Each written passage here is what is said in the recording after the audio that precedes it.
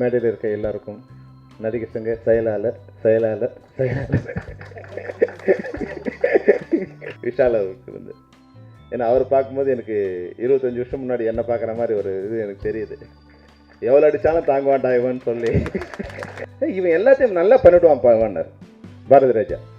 சொல்லி சொல்லி சொல்லி என்ன ஆகிடுச்சு, இப்போ வந்து என் வாழ்க்கையே கொஞ்சம் திசை மாறிடுச்சு. நிறைய ஆம்பிஷன்ஸ் இருக்குது பெரிய.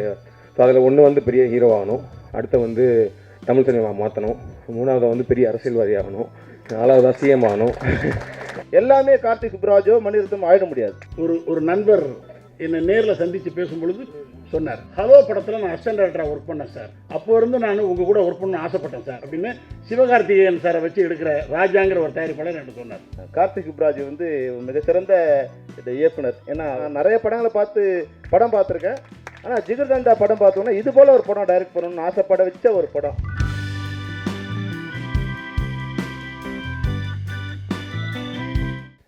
வணக்கம். இந்த படத்தோட producer sir and director sir பற்றி நேற்று சவுந்தர் சொல்லிட்டு இருந்தார். பல லெஜெண்டரி ஃபிலிம்ஸ்க்கு வந்து கோ டைரக்டராகவும் டைலாக்ஸ்னு ஒர்க் பண்ணுது. ஸோ அது இந்த படத்தோட ட்ரெய்லர்லேயும் சாங் பார்க்கும்போதே தெரியுது. Very content orient, very strong ஃபில்மாக இருக்குது. So all the best to the team and the music director Ram. அவரோட ப்ளே பண்ண சாங்ஸ் எல்லாமே நல்லாயிருக்கு. ஸோ படத்தோட இயக்குனர் ப்ரொடியூசர் எல்லாருக்கும் வாழ்த்துக்கள். அண்ட் ராமகிருஷ்ணன் சார், சவுந்தர் எல்லாருக்குமே வாழ்த்துக்கள். ஸோ இந்த படம் மிகப்பெரிய ஹிட் ஆகணும்னு இந்த என்டையர் டீமாக வாழ்த்துக்கிறேன். அண்ட் கண்டிப்பாக சவுந்தரை பற்றி நான் சொல்லி ஆகணும். ஏன்னா சவுந்தர் வந்து என்னோட நல்ல ஃப்ரெண்டு. ஷார்ட் ஃபிலிம் பண்ண இடத்துலேருந்து I know Soundar very well. ஒரு நாள் வந்து சவுந்தரை நான் ஃபஸ்ட்டு பார்க்கும்போது ஃபுல்லாக முடி ஆடி வச்சுட்டு வந்து அவர் எப்படி இன்ட்ரடியூஸ் பண்ணாங்கன்னா, துபாய் தானே, ஃப்ரான்ஸ்லேருந்து வந்திருக்காரு அப்படின்னாரு. உடனே ஹாய் அப்படின்னா, என்ன பண்ணிருந்தீங்க ஃப்ரான்ஸில் அப்படின்னா இங்கிலீஷ்லாம் பேசினார். ஐ வாஸ் சயின்டிஸ்ட் அப்படின்னாரு. அங்கே சயின்டிஸ்டா அப்படின்னு கேட்டேன். ஆமாம், என்ன சயின்டிஸ்ட் அப்படின்னு. சாஃப்ட்வேர் இன்ஜினியர் அப்படின்னாரு. அதுக்கும் சயின்டிஸ்ட்டுக்கு வேறு இல்லைங்க அப்படின்னா. இல்லை, ரிசர்ச் அண்ட் டெவலப்மெண்ட் அப்படிலாம் பேசினார். ஓகே அப்படின்னு. But now I quit my job அப்படின்னு. அப்படியா, எங்கே என்ன பண்ண போறீங்கன்னா, I want to change the Tamil cinema அப்படின்னாரு. சவுந்தர் தமிழ் தெரியுமா அப்படின்னு கேட்டேன். மதுரை தாங்க அப்படின்னா, தமிழ்லே பேசுங்க அப்படின்னு. அப்புறம் அதுக்கப்புறமேட்டு ஆனால் அதே தான் சொன்னார் தமிழில். இல்லை தலைவா, தமிழ் சினிமாவை மாற்றணும் அப்படின்னாரு.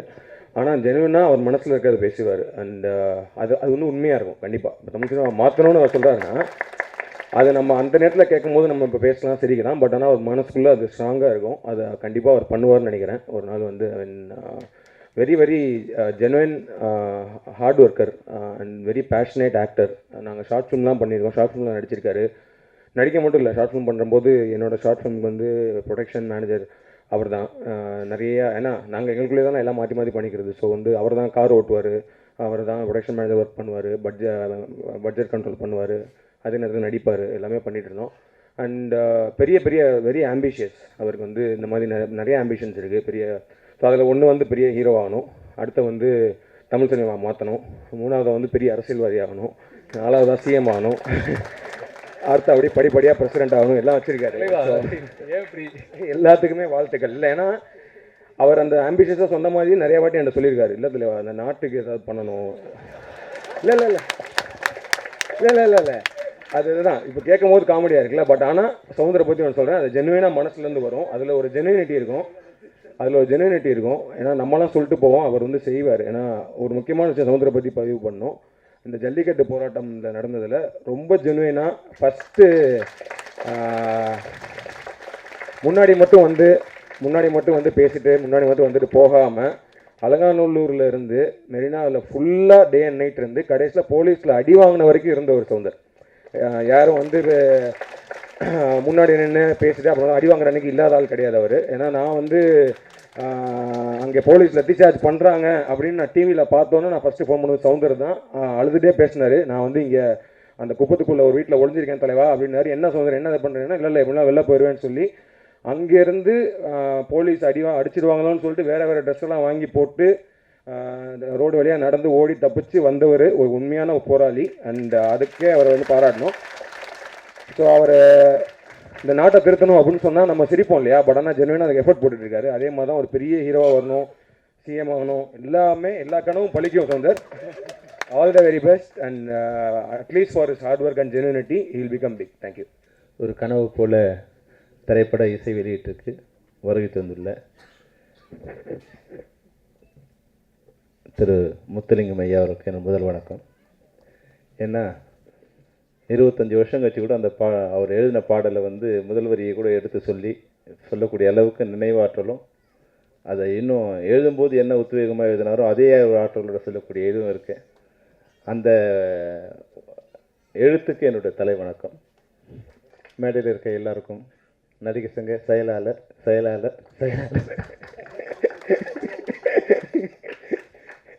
விஷால் அவருக்கு வந்து, ஏன்னா அவர் பார்க்கும்போது எனக்கு 25 வருஷம் முன்னாடி என்ன பார்க்குற மாதிரி ஒரு இது எனக்கு தெரியுது.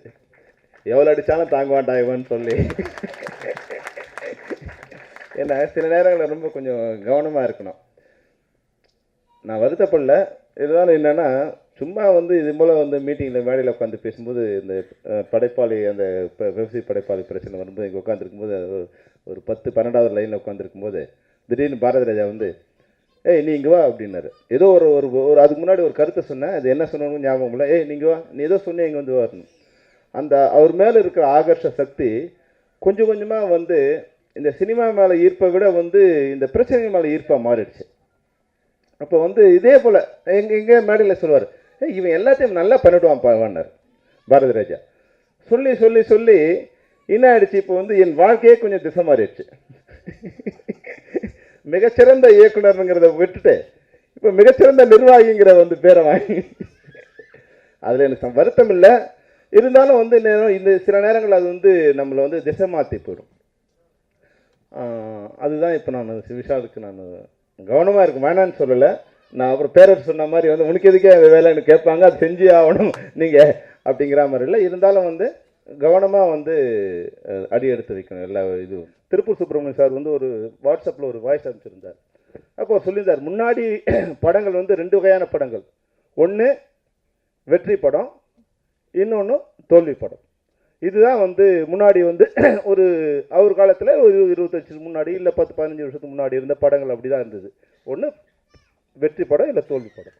ஆனால் இப்போ படம் குப்பை படம் இப்போ 2 வகையாக இருக்குது. படம் இதில் பிரிச்சுன்னு ஒன்று, குப்பை படம் இது ஒரு வகையான. இந்த படத்தில் அப்புறம் வெற்றி படம் தோல்வி படம் பிரிக்கலாம். இப்போ இந்த மாதிரி படங்கள் வந்து இது மாதிரி தொழில் சாராத தொழில் தெரியாத ஆட்களால் வரும்போது மொத்த சினிமாவுமே குப்பையாக மாறக்கூடிய ஒரு அபாயம் கூட வந்துடுச்சு இப்போ வந்து சமீபத்தில் வரும்போது.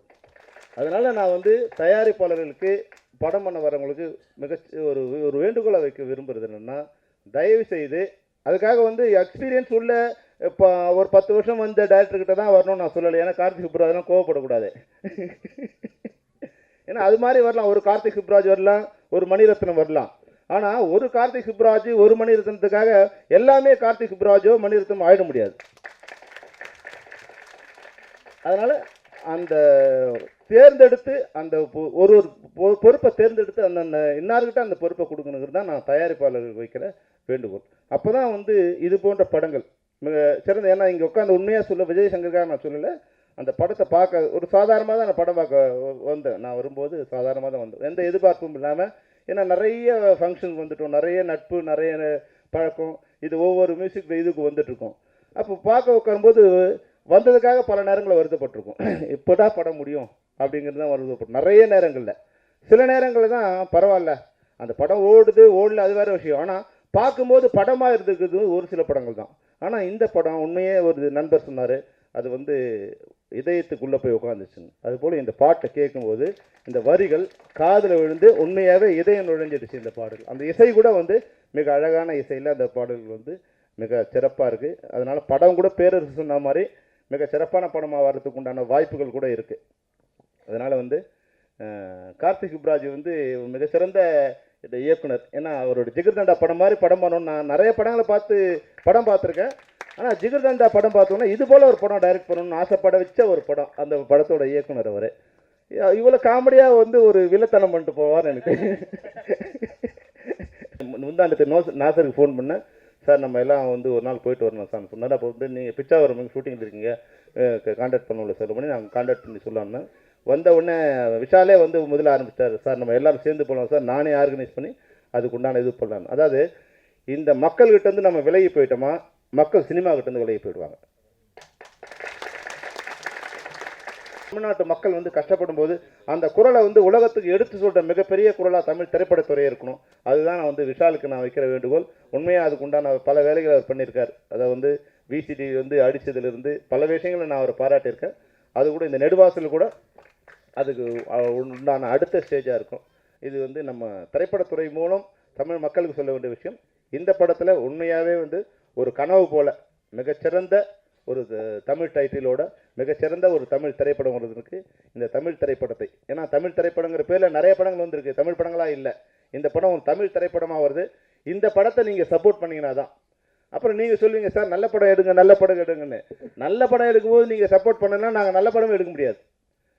அதனால் தயவுசெய்து இது போன்ற நல்ல படங்களை நெட்லேயோ விசிடிலேயோ படம் பார்க்காம தியேட்டரில் வந்து படம் பார்த்து இது போன்ற படங்களை வாழ வச்சிங்கன்னா இது போன்ற படங்களை தயாரிக்கின்ற இயக்குநர்கள் தயாரிப்பாளர்களாக வந்து செய்வாங்க. ஏன்னா இந்த மேடையில் கேசட் படம் இசை வெளியீட்டில் தயாரிப்பாளரும் இயக்குனரும் இவ்வளோ நட்பாக இருக்காங்கன்னா அதுவே மிகப்பெரிய ஒரு கனவு போல தான். அந்த கனவு மெய்ப்பட வேண்டும், எப்போதும் நண்பர்களாக இருக்க வேண்டும், அந்த படம் வெற்றியடைய வேண்டும் என்று வாழ்த்து விடைபெறுகிறேன். நன்றி, வணக்கம். தமிழ் சினிமாவை எல்லா விதத்திலும் பெருமைப்படுத்த உழைத்து கொண்டிருக்கும் அவையில் உள்ள அத்தனை பெரியவர்களையும் என்றும் என்னுடைய அன்பிற்குரிய ஊடக நண்பர்களையும் வணங்குகிறேன். இந்த ஒரு கனவு போல அப்படிங்கிற படம் வந்து ஒரு ஒரு ஒரு அற்புதமான படமாக தமிழ் ரசிகர்கள் நிச்சயமாக வரவேற்பாங்க. வரும்பொழுது ஒரு நண்பர் கேட்டார், சார் நீங்கள் நிறைய படங்கள் பண்ணியிருக்கீங்களே, ரொம்ப வருஷமாக சினிமாவில் இருக்கீங்களே அப்படின்னார். ரொம்ப நன்றிங்க அப்படின்னேன். என்ன சார் அப்படியே இருக்கீங்க, ரொம்ப வருஷமாக பார்க்குறவங்க நீங்கள் அப்படியே இருந்துக்கிட்டு இருக்கீங்க, அது எப்படி சார் அப்படின்னாங்க. இல்லை ரொம்ப தேங்க்ஸ் சார், ரொம்ப தேங்க்ஸ். சில கேள்விகள் கேட்டாங்கன்னா பதில் எப்படி சொல்கிறதுனே தெரியாது. சார் இன்னுமா இருக்கீங்க அப்படின்னா அதுக்கு எப்படி பதில் சொல்லுவீங்க நீங்கள்? ஸோ சில சமயங்களெல்லாம் பதில் சொல்ல முடியாது. என்னுடைய நிறைய ஆண்டுகள் சினிமாவில் இருக்கிறதுக்கும் நிறைய படங்கள் செய்கிறதுக்கும் முக்கிய காரணமாக இருக்கிறது நான் எப்படி ஃபீல் பண்ணுறேன் அப்படின்னா, சமீபத்தில் எனக்கு ஒரு நண்பர் என்னை நேரில் சந்தித்து பேசும் பொழுது சொன்னார், சார் இத்தனை ஆண்டுகளுக்கு முன்னாடி ஹலோ படத்தில் நான் அசிஸ்டன்ட் டைரக்டராக ஒர்க் பண்ணேன் சார். ரொம்ப ரொம்ப நன்றி சார் அப்படின்னு. அப்போ இருந்து நான் உங்கள் கூட ஒர்க் பண்ண ஆசைப்பட்டேன் சார், ரொம்ப நன்றி சார். நான் தான் சார் இந்த படத்துடைய தயாரிப்பாளர் அப்படின்னு சிவகார்த்திகேயன் சாரை வச்சு எடுக்கிற ராஜாங்கிற ஒரு தயாரிப்பாளர் என்று சொன்னார். எனக்கு ரொம்ப சந்தோஷமாக இருந்தது. சினிமா ரொம்ப பரபரப்பான உலகம், ஒரு செகண்ட் விட்டால் மறந்துடுவானுங்க. எனக்கு இந்த ஒரு கனவு போல அப்படிங்கிற படத்தில் ஒரு இயக்குனர் அவர் அசிஸ்டன்ட் டைரக்டராக வேலை பார்க்குற காலத்துலேருந்து, மச்சான் தைரியமாக மச்சான், நான் படம் எடுக்கும்போது உன்னை கண்டிப்பாக கூப்பிடுவோம் மச்சான் அப்படின்னு சொன்னார். இந்த படத்துடைய அப்படி சொல்லி எனக்கு நம்பிக்கையை ஏற்படுத்திய அசிஸ்டன்ட் டைரக்டராக இருந்து அசோசியேட் டைரக்டராக இருந்து நீங்கள் சினிமாவில் பார்த்த எத்தனையோ வெற்றி படங்களுக்கு கோ டைரக்டராக இணை இயக்குனராக இருந்தவர் தான் விஜயசங்கர்ங்கிற இணையற்ற இயக்குனர். நாம் பார்ப்பதில் பார்க்காத சினிமாவை பார்க்க செய்வது புதுமை. அப்படிப்பட்ட ஒரு புதுமையை ஒரு கனவு போல நம்ம லைஃப்பில் இப்படி இல்லாமல் நடந்திருக்கும் என்று நினைத்து பார்க்கும் விதமாக இந்த டீம் செஞ்சிருக்கிறாங்க. உறுதியாக ஒரு கனவு போல எல்லா ரசிகர்களுக்கும் கனவு போல போயிடாமல் நின்று நிலைக்கக்கூடிய மிகப்பெரிய வெற்றி படமாக அமையும். வாழ்த்துக்கள்.